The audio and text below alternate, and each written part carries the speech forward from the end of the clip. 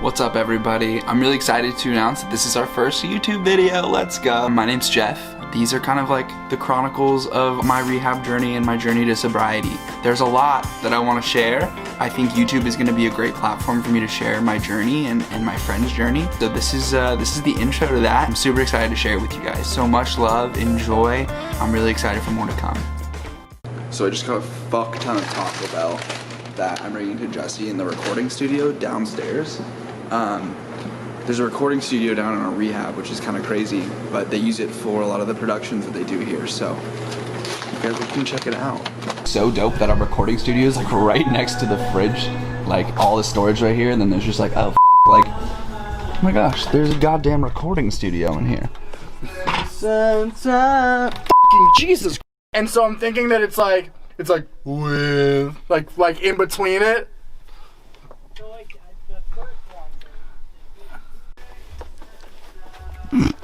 Fuck. Oh my god, I don't know how he gets laid ever.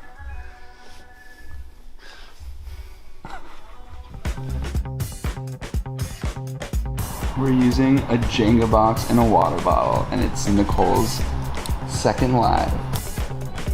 Say hi, Jesse. They said I need help. Hi, Jesse. So Jesse draws these things every day when he comes into his office. It's like a self-portrait, and I think they're pretty spot on, honestly. It's how I feel. Jesse, what the fuck is that? It's you. No, it's not. It looks nothing like me. I drew you. Well, you were blonde when I drew. That looks nothing like me. It looks just like you. It looks nothing. Hey.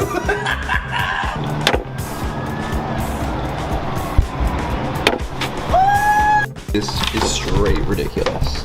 The amount of shoes this guy has. So like, this is his whole thing. He's like, look at this. The chunky dunkies, like what? Insane.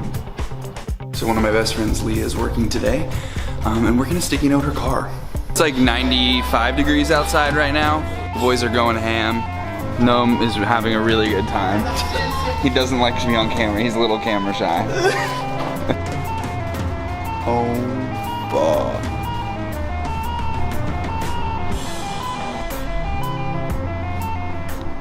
So we're gonna do a little bit of a Q&A. I just sent out a text and I wanna see what everyone says. I'll answer some questions on here, more than I can on my lives on TikTok, so let's do it.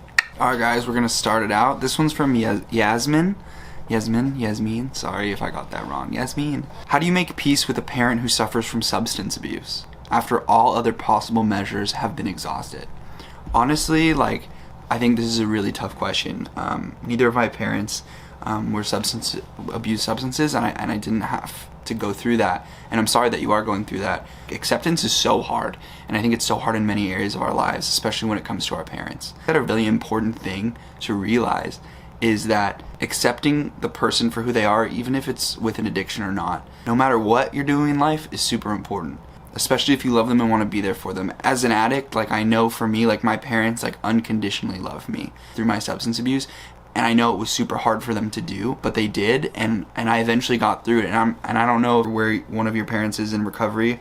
I think unconditional love and support is really important, and also like with yourself, it's nothing that you're doing wrong. We got a question from Rachel. Her question is routine the key to sobriety? How do you fight the urge? For me, yeah, definitely routine's super important. Waking up at a certain time every day, doing the small thing, making your bed, taking a shower. Like, I didn't take showers for so long, and I know that's so gross.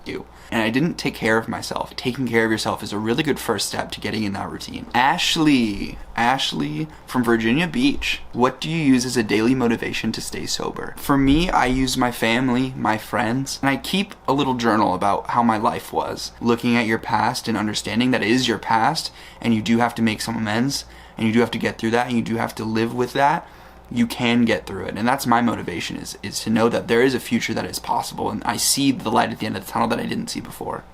Alright, another really good question. This is from Ellie. If you could give one piece of advice to someone who is contemplating on using for the first time, what would it be? So look, like, I'm all about education. I think it's really impractical for people to just stay abstinent, because that's just not how the world works. People will use drugs or drink That's just gonna happen. But having the education and knowledge behind it, knowing your family history with drugs and alcohol, knowing if you have addictive personality traits. Are you addicted to video games? Are you addicted to food? Are you addicted to a bunch of other things like that can lead you up to, well, is this a good decision to start? I even knew when I started drinking that in my biological family there was addiction, and I just looked past it because I didn't think it would affect me. But I want you guys to know that it can affect anyone. Addiction doesn't discriminate. I like this question a lot. This is from Leah. How hard was it for you to get sober? It was hard for me to get sober. It took me years, and I think the reason why is I was never ready, and I denied it. I denied it because I wasn't that person, and I didn't want to be that person. When I became honest with myself, everything became easier. Millions of people suffer from this disease. It's really important to understand that it's okay, and you can get through it. And the hardest part for me was accepting that that's who I am. I truly want this channel to be able to help people, and I want people to be able to ask any questions they want. Understand that no question's stupid. I'm not a therapist, I'm not a counselor, I'm just a person who has been struggling for a long time. This is just me sharing my stories, advice, whatever I can to help anyone else who's struggling. So I just want to put that out there. I hope you guys truly enjoyed this, and I can't wait to be producing more content. So much love from me, from Jesse, from Molly, from all of Sober Squad. We love you, and we'll see you soon.